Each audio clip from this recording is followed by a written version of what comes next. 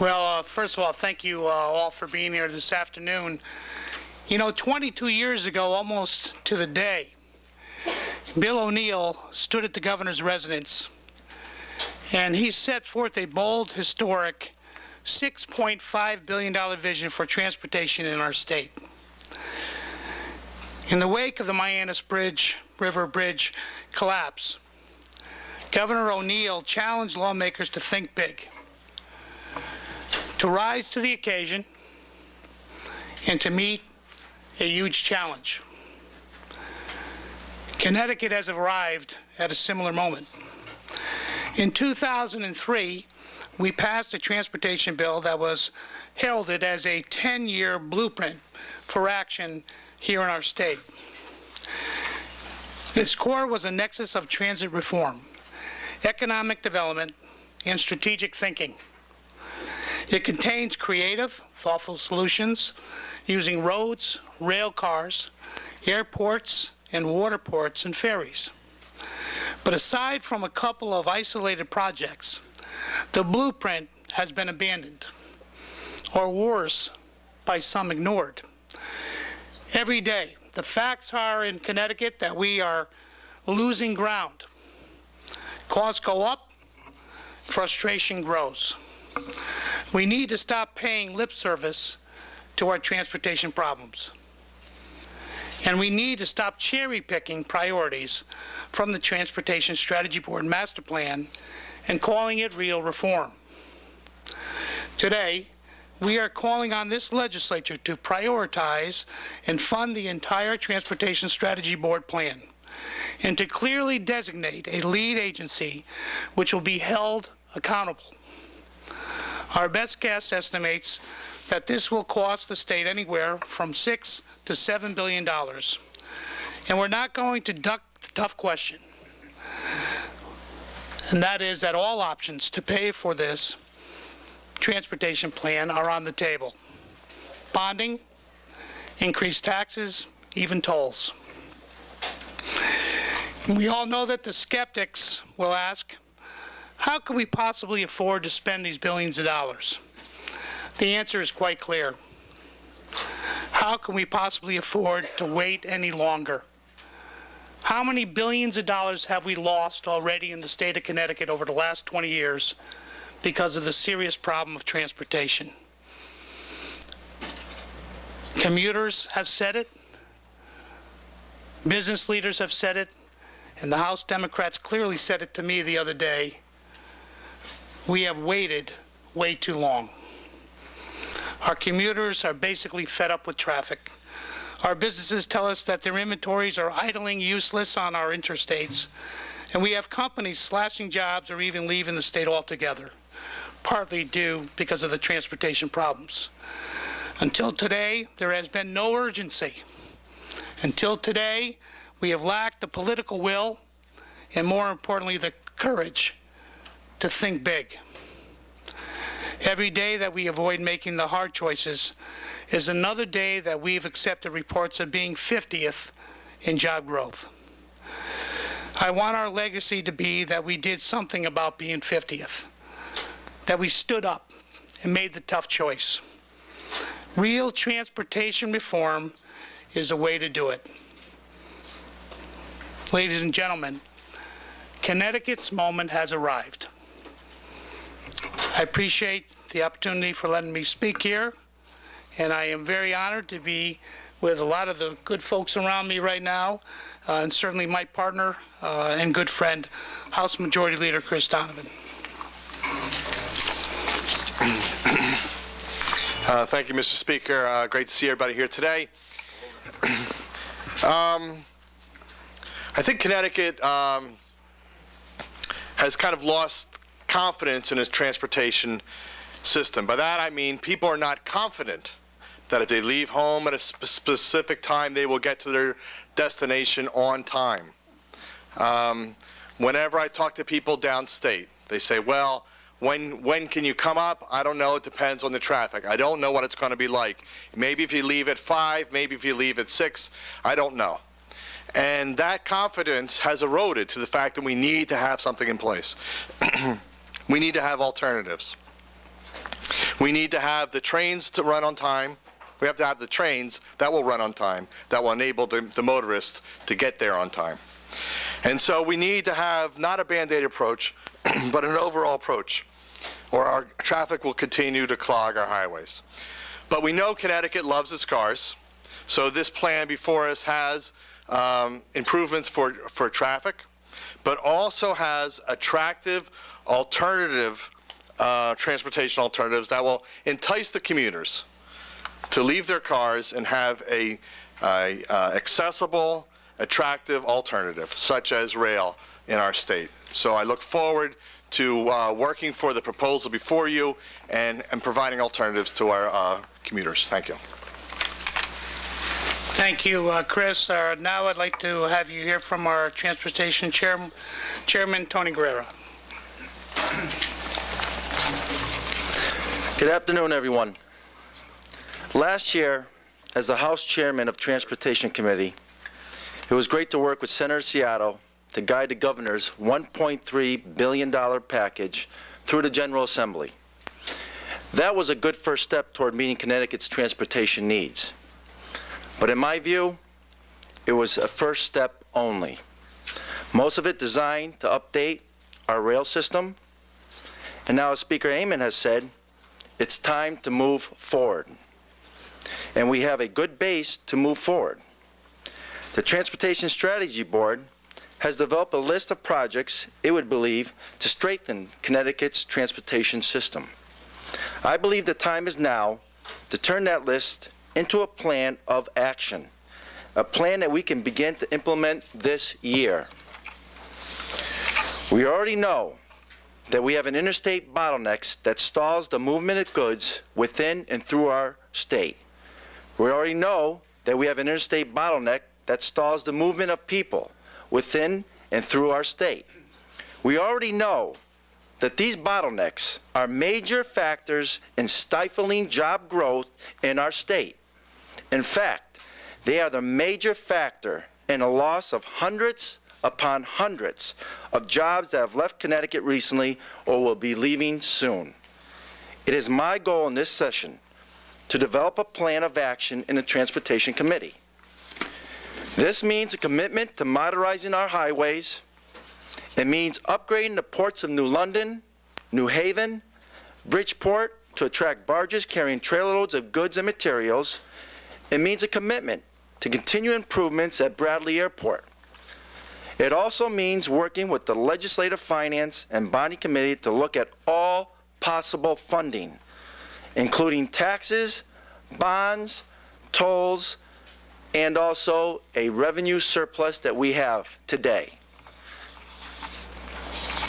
That is so important for two reasons: a startup money to get this program up and running, and a revenue stream that will keep this program going over the next 10 years without clobbering the state's taxpayers. It also means working with several legislative committees to make sure the improvement in Connecticut's transportation systems translate into a job growth throughout the state. These are the commitments I intend to keep as the chairman of the Transportation Committee, and I thank you for this opportunity. Thank you, Tony. Thank you, Tony. I'd like next to please come up our Commerce Chair, Jeff Berger. Thank you, Mr. Speaker. Thank you, Mr. Speaker, and it's a pleasure to be here with leadership and my good friend Tony Guerrero on transportation. He's done a wonderful job there last year and obviously this year, an aggressive program to take care of transportation. Speaker Amann, a broad plan. An aggressive plan, and a plan that certainly we on the Commerce Committee are enthusiastic about, because when we look at transportation in the state of Connecticut, and Representative Guerrero spoke about that, we need to talk about, and the integral part of that transportation is job growth. That's private sector jobs, that's business development in the state of Connecticut, and without a comprehensive transportation program, an aggressive program, a 10-year program, a $5 to $7 billion commitment by this state and by this Democratic legislative leadership, we cannot achieve those goals. So aggressively working with DOT and DECD. And DECD is under my committee, the Commerce Committee, and Senator LeBeau and myself have been working and looking at DECD and ways that we can make that organization function better. And certainly strategically looking at transportation, having DOT in one hand, DECD in the other hand, working together in unison is the only way that we can achieve success in this great initiative. If we could look back to 2001 and 2003, transportation is a bipartisan issue. What we need to do, though, is build on what has happened in the past. Legislation in a bipartisan manner that was achieved in 2001, 2003. The governor's office has put forward plans, and we've talked about that here tonight. What this plan is an aggressive plan, a plan with vision. So we will move that plan forward. I look forward to the debate, and I look forward to making the state of Connecticut both a destination for business and a destination for jobs for its people. Thank you. Thank you. Thank you, Jeff. And now I'd like to have our Finance Chair, Cam Staples. Thank you, Mr. Speaker.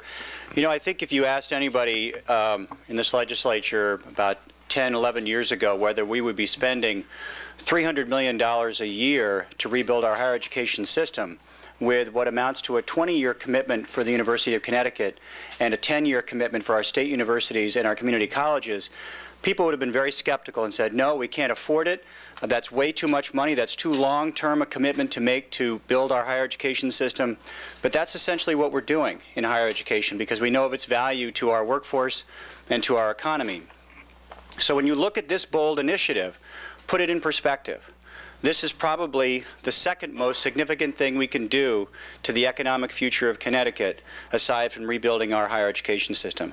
And that is making a transportation system that works for businesses and for residents throughout Connecticut.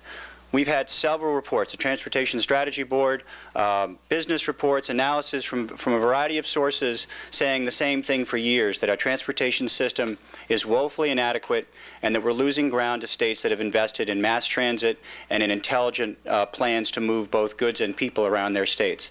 Connecticut has a relatively small population. There are large cities with more people than Connecticut that have done this well, and I think the finances are certainly a very significant part of this, but as was said earlier, we've all things on the table. I think the bonding will certainly be part of it, but there are other revenue streams that we will look to. But I think we really have to get past the very short-term time horizon that many of us have in this building and recognize this is something long overdue.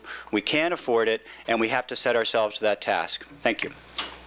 Thank you, Cam. And the last speaker, Vice Chairman of the Transportation, Steve McIntyre. Thank you, Mr. Speaker. Good to be here. Long time coming. You know, we need to begin to think and act like Connecticut has a transportation crisis because we do. We've neglected this for too long. The previous administrations from Weicker right up through Rowland did little to address this serious problem. Governor Rell, to her credit, started the ball rolling, but her plan, this piecemeal approach, is not going to break the gridlock on the highways. It just won't do it. It's not bold enough. This is a bold, statewide, comprehensive plan that addresses the needs of the whole state, not just one section of the state. Southeastern Connecticut, with this plan, we can break the gridlock down in southeastern Connecticut on I-95. I-95, there are traffic accidents, major accidents happening every other week that shut down I-95. It's happening all over the state, down in Fairfield County. That has a negative impact on our economic prospects. If we're going to grow economically, transportation, our infrastructure has to be upgraded. So I want to applaud the Speaker because the plan was there. The TSB developed a model. All we need to do is have the courage to implement it. And this Speaker has stepped up and says, we're going to do it. And I applaud him for that. Thank you. Thank you, Steve. Ed Jutilo would also just like to make a few comments. Thank you, Mr. Speaker. As a rank and file member of the Transportation Committee, I'd just like to thank the Speaker and the other leaders here today for their leadership on this issue that's so critical to the state, and I'd like to applaud them for bringing forth a truly bold and comprehensive initiative. As Representative Mike Attell just said, we need this desperately in southeastern Connecticut. We have gridlock there now. The casinos are expanding. The Norwich Hospital property will be developed. And with the initiatives that were announced yesterday, we hope that southeastern Connecticut will become a center of excellence for the film industry. Without this initiative today, none of that probably will be possible because gridlock will only get worse. The residents also in southeastern Connecticut need a way out in the event of an emergency, whether a national or a natural or a man-made emergency. And once again, I really would just like to thank the Speaker, thank the Chairman, Representative Guerrero of the Transportation Committee on which I serve, and I look forward to working with all of you as we make this a reality. Thank you. Thank you, Red. And right before we have a Q&A, and also just Representative Joe Mioli is here, Representative David McCluskey, Representative Kevin Ryan, and Representative Tom Reynolds.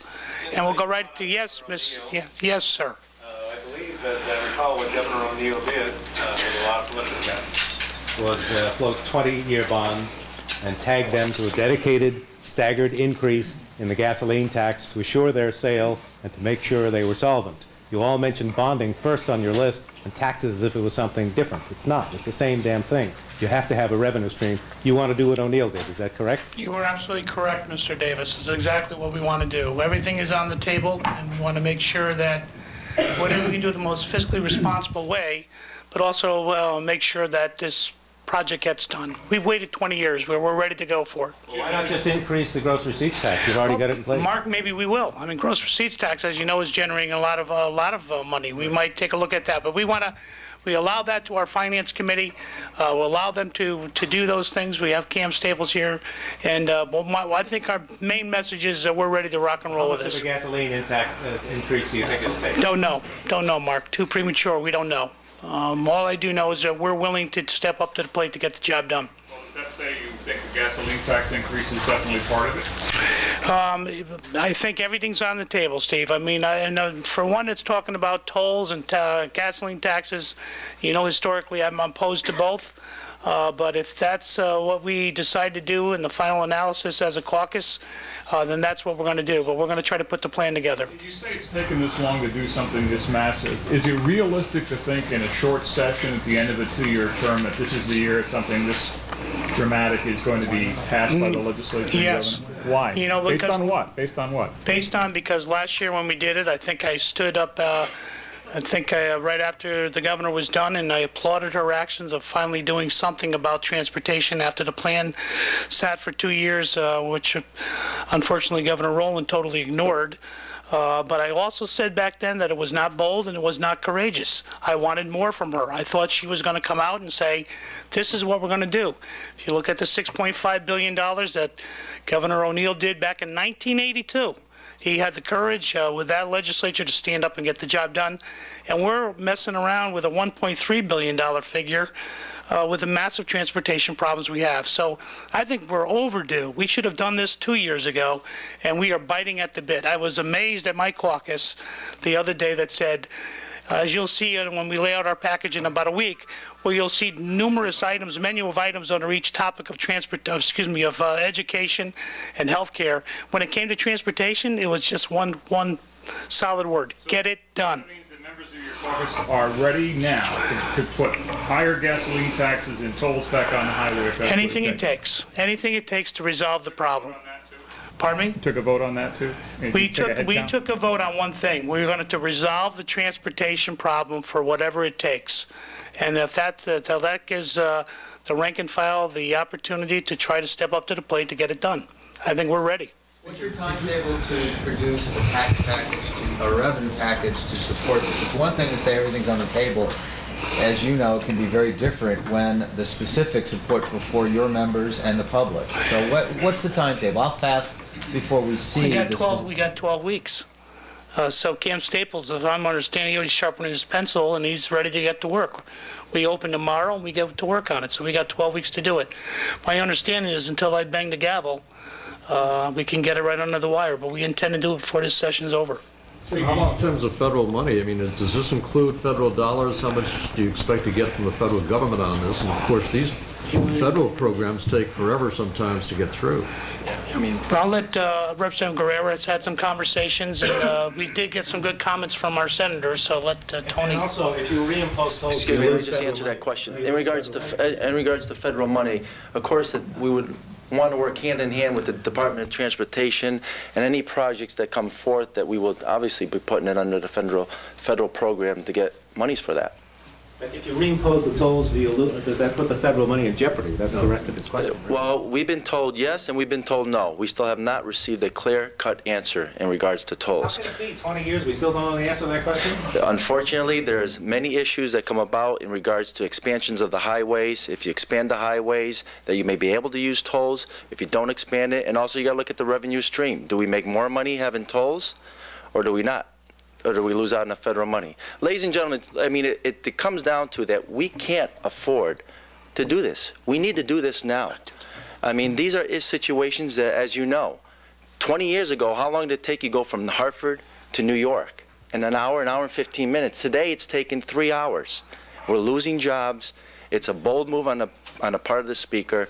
The time is now to do it. It's going to take some courage, and we're going to do it. Thank you. David, did you want to add into that, too?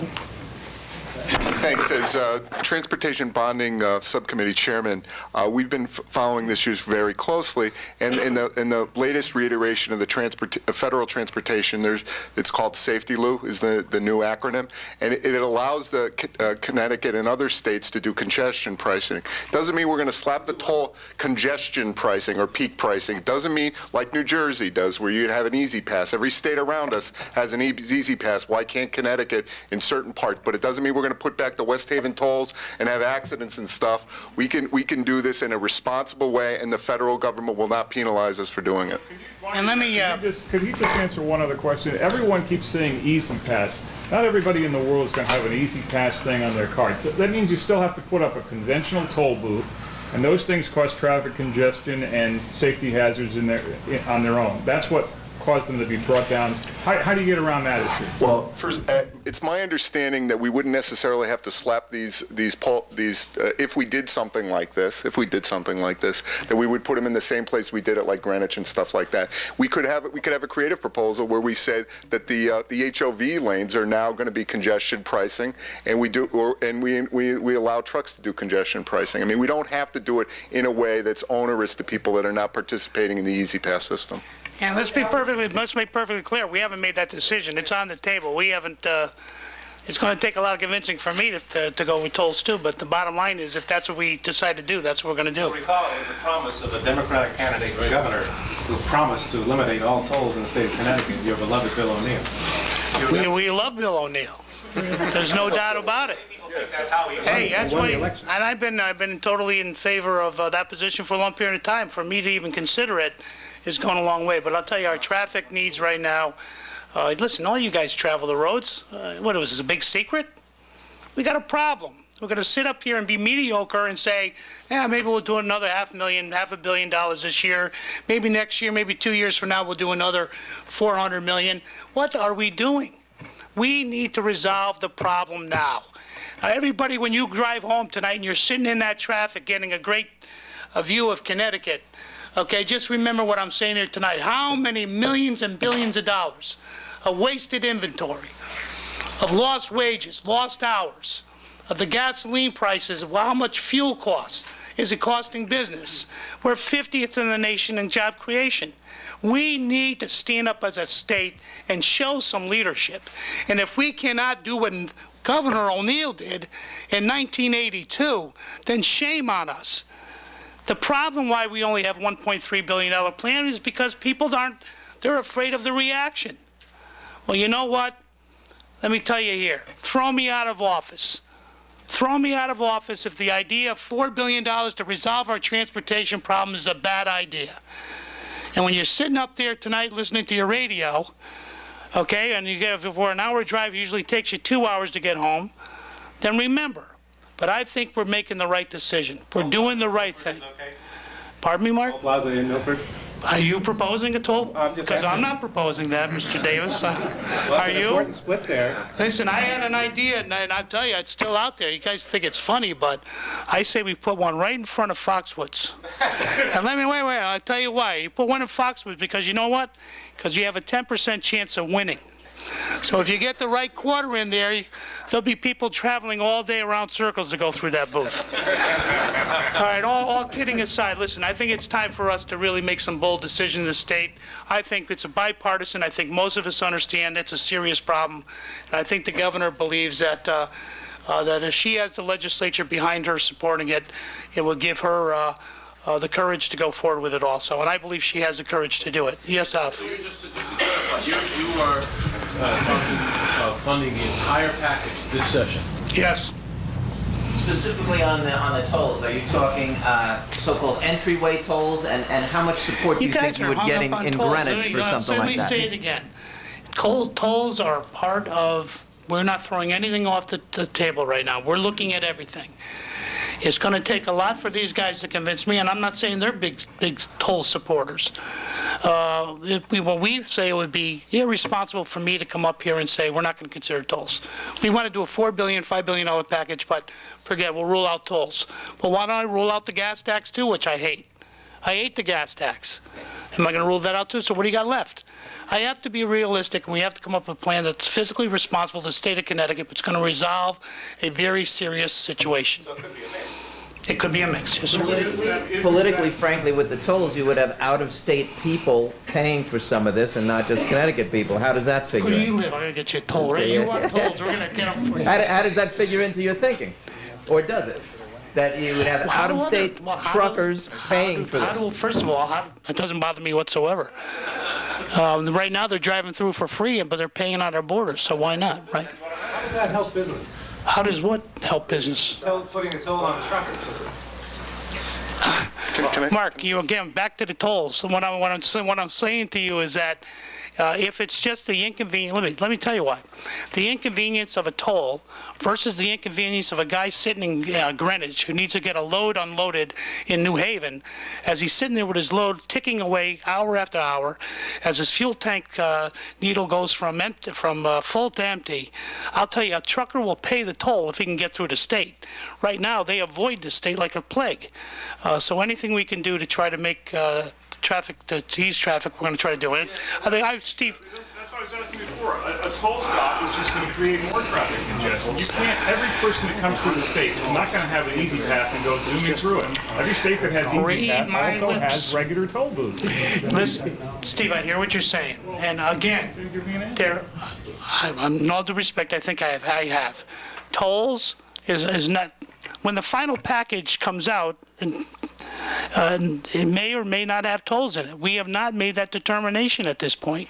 And if we do see and might agree with you that after further analysis that it might still cause traffic congestion, then we'd rule that out. But I just think it's just a better thing to make sure I say here today that nothing's off the table when you're developing this plan. Tolls, which you say you're not sold on. You say you hate the gas tax. Those are two big elements right there. Isn't that the issue, that the options that you have available to fund something this massive are objectionable, and this is an election year, and I'm asking you if you think you can really get people to vote for these things. The answer is yes. I also didn't like campaign finance reform, and we have a bill, don't we? And the reason why we do is because the caucus supported it, and I don't make the final decisions, my caucus does. So we're going to develop a plan. I can tell you one thing. I'll go on a limb and tell you that yes, that this caucus is ready to make the bold and courageous decisions to put forward a transportation plan that's going to resolve this problem in our state. And that I can tell you by the end of the year, we'll be applauding it. Would you talk a little bit more about how you would spend this money, assuming you do approve some plan to actually raise it? Which project would go first? Well, again, that's going to be up to Ted. That's going to be up to the Finance Committee, the Transportation Committee first, with their recommendations. It's certainly going to be with the Finance Committee, but more importantly, I think there's one part of the speech you might have forgot. I think we need someone in this state from the governor's office, whether it be in transportation or Department of Economic Development, along with the legislature, to set up a czar, if you want to call it, that's going to implement the program. Someone that's going to stand up and say, this is the person that's going to do it. But Governor O'Neill had his OPM chief do it. The governor should appoint someone and say, this is your job, this is the goal to get this thing resolved, and we should set that up as soon as possible. Hopefully, the governor will do that. Bill O'Neill proposed his plan in the first year of a 4-year term for him, and the first year of a 2-year term for the legislators. It was not an election year plan. What's your political analysis of the risk of putting on the table what will be a significant tax My increase? political, I will tell you right now, the citizens of Connecticut and the business community should stand up and applaud this move. I will tell you that the people will support it. I think the people, if you invest and show that you're trying to resolve a problem, they will support this. I don't think there's going to be people rising up and saying, please don't fix my transportation problem. I love to sit on I-84 on a Monday morning while I get to work. I think the people will applaud it. I think that they'll say about time. We hear it everywhere we go. Commuters, business. What are you going to do about transportation? How many years are we going to listen to it? You're going to come out and say, there's finite possibilities. You're going to come out and say, your gasoline's going to go up a nickel a gallon this year, a nickel a gallon next year, whatever, something along those lines. At that point, you're confident that your caucus, as it's ready to embark on a re-election campaign, is going to embrace those types of tax increases? Absolutely, if that's what we decide to do. You had a $1.3 billion project last year that the governor did that nobody batted an eye about. And what have we done with that $1.3 billion at this point? The New Haven line for My point is, people are expecting us to do more. They're just saying when. I think we should have done it last year. So, the plan's 3 years old. Why not now? Have you had discussions with Don Williams and others and Senate leaders? We've had discussions, nothing to this detailed. And not with the governor, obviously. Well, the governor has hers, she has her plan tomorrow. She didn't discuss hers with me at this point. All due respect. Any other questions? Thank you so much. Appreciate it. Good job. Thank you, sir.